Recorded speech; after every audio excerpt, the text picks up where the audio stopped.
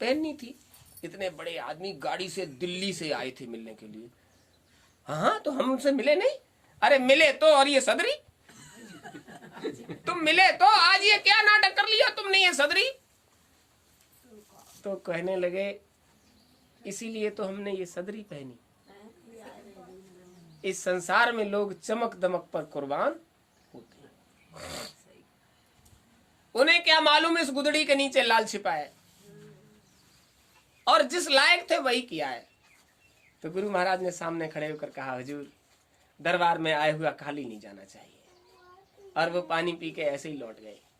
तो दादा गुरु ने कंधे को ठोक कर कहा, फलाने दास, महात्माओं के दरबार में जो कोई आ जाता है वो कभी खाली महात्माओं के दरबार में आ गए, जिस सामर्थ्य से तुम आए हो उससे ज्यादा लेकर जाओ। और हुजूर जिस काम से आए थे वो अभी उसके लिए उचित समय नहीं था, अभी उसके योग्य वो पात्र नहीं था जिसमें वो दया डाली जाती। मतलब जिस भाव से आए थे वो तो चमक दमक के हिसाब से आए थे, इसलिए वो समय नहीं था। तो आप समझ लीजिए दादा गुरु ने ऐसा क्यों किया। ऐसा इसलिए किया था कि उनको परख पहचान हो जाए। जब लंबे समय तक ये चर्चाएं उनके संपर्क में आती रही और फिर जब वो अगली बार आए तो उन्होंने कहा, हुजूर हम क्षमा चाहते हैं, पिछली बार हम आपको पहचान नहीं पाए। तो दादा गुरु ने उनसे कहा, अरे आज हम बड़े खुश हैं कि आप हमें पहचान गए। और ये भी कहा कि महात्मा के गले में घंटी बनकर लटकते रहो, 40 साल तक लगातार महात्मा को पहचान। तो फिर भी ये कह दिया, बहुत खुश हुए हम इस बात से कि आप हमें पहचान गए। अच्छा वो पहचान गए होंगे, हाँ इतना जान गए कि अच्छे महात्मा। तो परख पहचान जो है सकल सूरत या वेशभूषा से नहीं। तब साधन का मामला था कि वो जान गए थे कि वो आ रहे हैं और वो जिस लायक है उतना ही दया उनको देनी चाहिए, ज्यादा नहीं बर्दाश्त हो पाएगा तो उतना ही दया किया। तो आप समझ लीजिए महात्माओं का जो खेल है वो बहुत विचित्र होता है। एक महात्मा जी साधन पर बैठे हुए थे, जो उधर से निकलता जंगल में वो उन्हें देखता, अपने साधन में बैठते। उन्हें संसार से कोई लेना देना नहीं था। तो धीरे धीरे ये चर्चा राजा के पास पहुंची।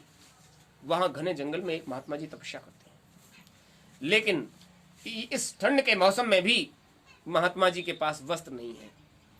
एक छोटा सा अचला है, एक लंगोटी है, और इस ठंड के मौसम में साधन भजन करते हैं। कोई साधन नहीं है वहां।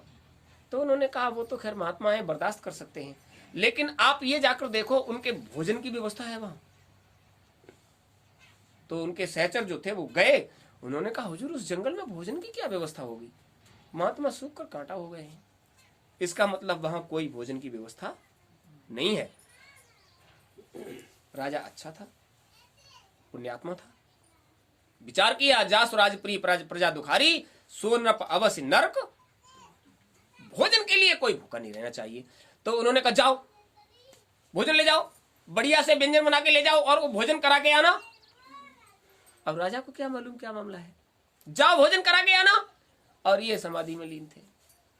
ये कहा भोजन करा के आना। तो जो अनुचर आए थे वो बैठ गए।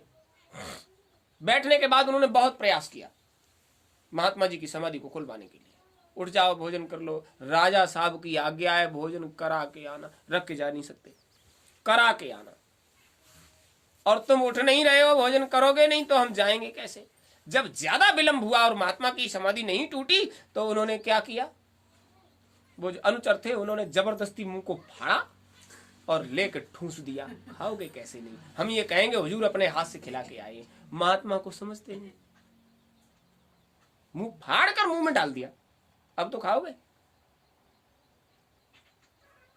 महात्मा और देवता, ईश्वर भगवान जिसे जानते हो, वो तो भाव से प्रसन्न हो जाते हैं।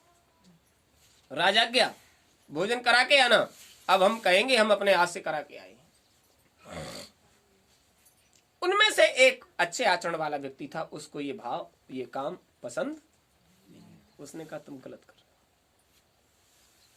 सामग्री रख देते उनके सामने, जो भी भोजन सामग्री है वो जब उठते तो खा लेते, लेकिन तुमने उनके साथ गलत काम किया। इन्होंने उसको डांट दिया, महाराज से नहीं कहना है, राजा की आज्ञा को पूरा कर दिया, भोजन हमने करा दिया। और ये लौट कर पहुंचे। अब उसको तो उथल पुथल मची, जो अच्छे भाव वाला है तो उसको तो खराब लगा। जब ये पहुंचे तो उन्होंने कहा महाराज हमने बहुत प्रयास किया। अब महात्मा जी ने समाधि नहीं तोड़ी, और समाधि नहीं तोड़ी तो भोजन करते भी कैसे, और आपकी आज्ञा थी भोजन करा के आना। तो महाराज बड़ी समस्या पड़ गई, हम बहुत देर बैठे रहे, बस उनसे नहीं रहा गया और वो उठ बैठे। उन्होंने कहा महाराज हम इन्हें रोकते रहे, और इन्होंने महात्मा जी का मुंह जबरदस्ती खोला और उसमें वो ठूंस दिया। राजा साहब की आज्ञा है। उन्होंने कहा ऐसा महात्मा जिसका मुंह जबरदस्ती खोलकर ठूंसना पड़ा और समाधि फिर भी नहीं खुली, तो ऐसे महात्मा की पहले समाधि खुलवाई जाए तब कोई लाभ मिलेगा। समाधि नहीं खुलेगी तो लाभ कैसे मिलेगा? पहले समाधि खुलवाई जाए और पूरी व्यवस्था करो उनकी। अब व्यवस्था कर दी जैसे गृहस्थी की होती है, सारी सुख सुविधा की चीजें वहां उनकी इर्द गिर्द। जब भी समाधि खुलकर उठेंगे तो सारी सुविधा मिलेगी, तो उसका उपभोग करेंगे। अपनी एक सहचारिणी, एक सेविका से कहा जाओ महात्मा जी की सेवा करो, कुछ भी करें तुम पलट कर उन्हें जवाब नहीं देना। जिस तरह से एक पत्नी पति की सेवा करती है ऐसे सेवा करना, जाओ। अच्छा महात्मा जी को क्या फर्क पड़ना है? वो जब कभी भी तंद्रा टूटती, उठते अपने दैनिक कार्यों को करते और फिर लग जाते समाधि में। तमाम संसार के भोग वस्तुएं और वो सुंदरी हो गए तुम अपने लिए। महात्मा का काम था, जिस काम से थे वो अपना साधन भजन में लगे रहते। एक रोज राजा साहब ने परिचारकों को भेजकर पूछा जाओ देख कर आओ महात्मा जी के क्या हाल है। सब देख कर आए कि हाँ कभी कभी उठते भी हैं और फिर समाधि में बैठ जाते हैं।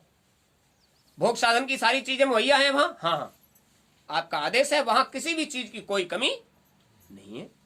तो राजा साहब को लगा कि अब हमें उनसे मिलना, और मिलने की दृष्टि से राजा साहब उनके पास गए, ये पता करके कि कब उठते हैं। तो जब वो उठे तो राजा साहब उनके पास पहुंचे, तो सेविका से पूछा हाँ क्या हाल है?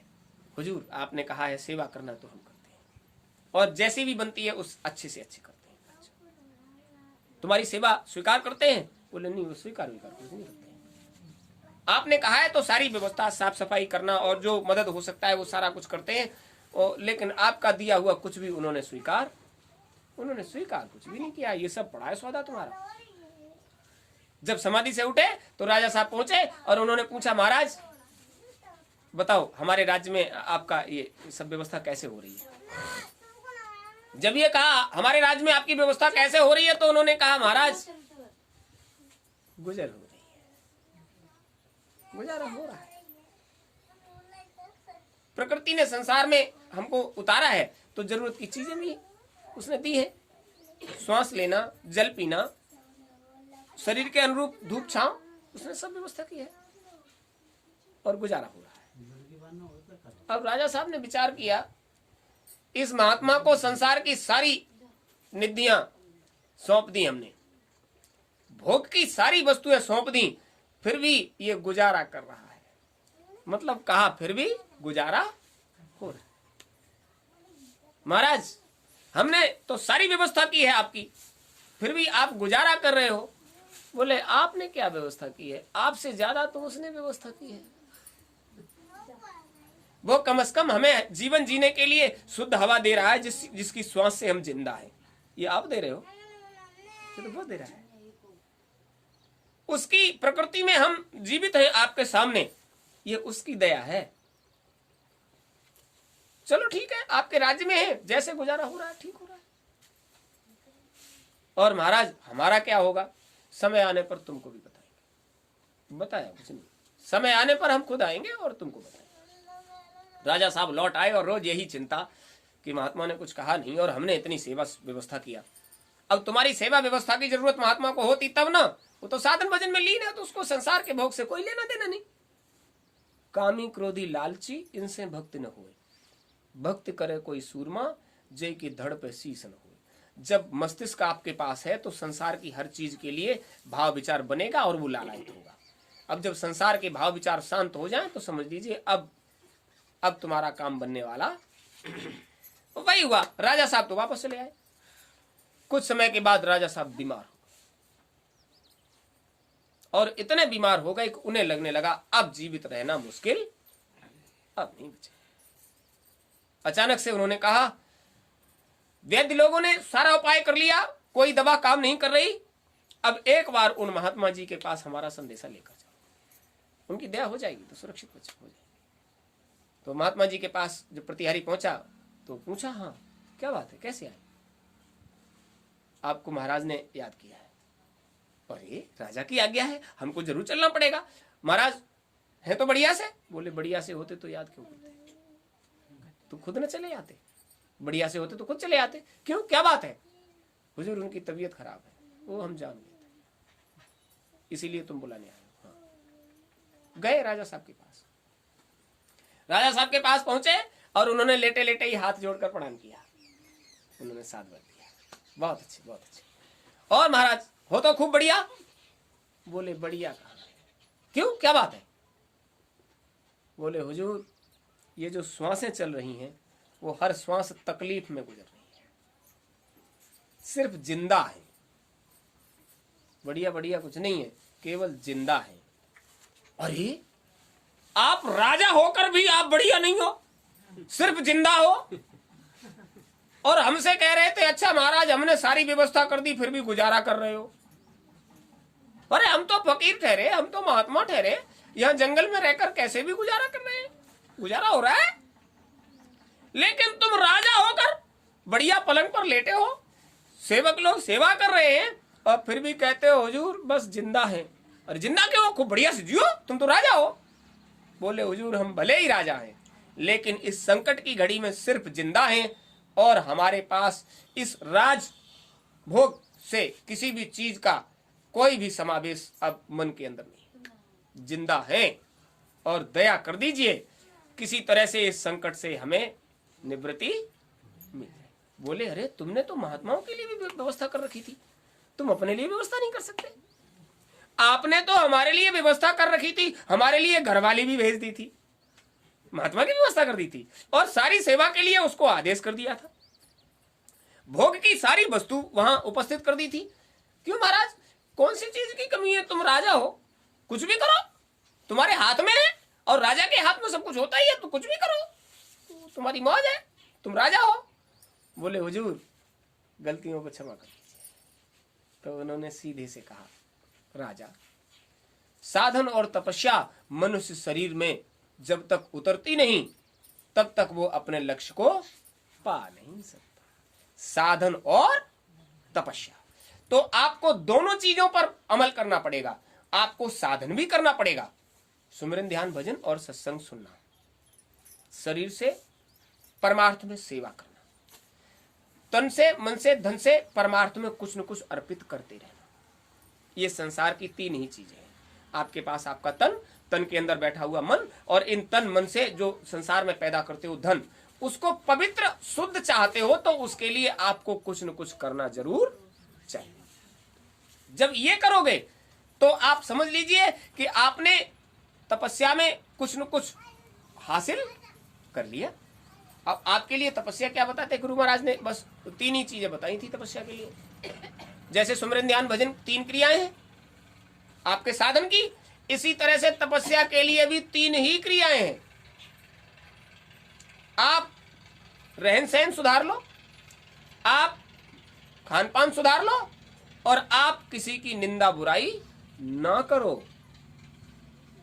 रहन सहन सुधार लो, अच्छी जगह बैठो, खान पान सुधार लो, शाकाहारी रहो, और अपने आप से किसी की निंदा बुराई मत करो। निंदा बुराई करते ही कर्म का कर्जा ऊपर लग जाए।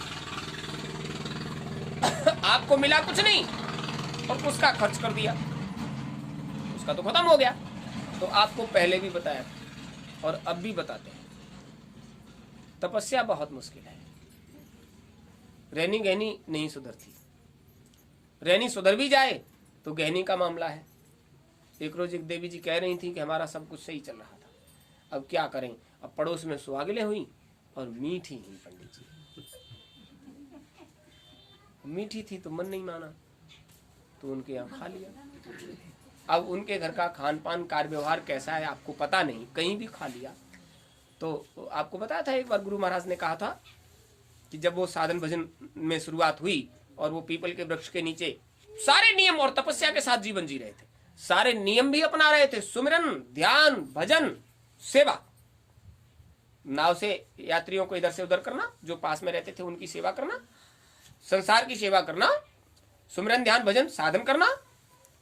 उसके बाद रहनी गहनी बहुत अच्छे से 7 दिन में एक घर से एक टिक्कर मांग कर लाते और एक टिक्कर को पानी में डालकर 24 घंटे में लेते। ये तपस्या, दोनों चीजें साथ चल रही थी।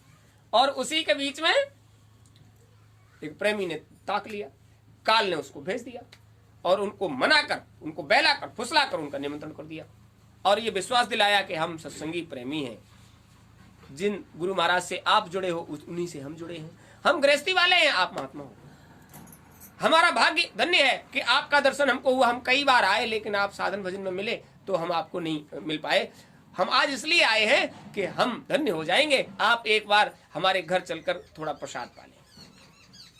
कितनी अच्छी बातें कही, कोई भी विश्वास कर ले, हम धन्य हो जाएंगे, आप चलकर हमारे घर थोड़ा प्रसाद पा ले। तो विचार करने लगे, गुरु महाराज का अपनाया हुआ जीव है, हमारा तो गुरु भाई है, गुरु भाई है, सत्संगी प्रेमी है और ये गृहस्थ है, हम महात्मा है। तो महात्माओं का गृहस्थों से ही गुजारा होता है, हम भी टिक्कर लेने गृहस्थी वालों के यहाँ जाते हैं। तो अगर ये निमंत्रण कर रहा है तो हमें जाने में कोई बुराई नहीं है। और ये खुद ही विचार मंथन कर लिया। कोई भी काम करने में अगर यदि आपको शंका होती है तो आप तुरंत आंख बंद करके गुरु महाराज से प्रार्थना करो, हुजूर इस काम में हमको शंका हो रही है, इसे करें या न करें। आपको काम करने से पहले आपको संकेत मिल जाएगा कि आपको वो काम करना चाहिए या नहीं करना चाहिए। लेकिन भाव विचार के आ गया, हम संसारियों के यहाँ जाकर टिक्कर मांग कर लाते हैं। ये तो सत्संगी प्रेमी है, तो इसके यहाँ प्रसाद खाने में कोई बुराई नहीं। अब ये क्या मालूम इसकी रहनी गहनी कैसी है, ये तो पता नहीं।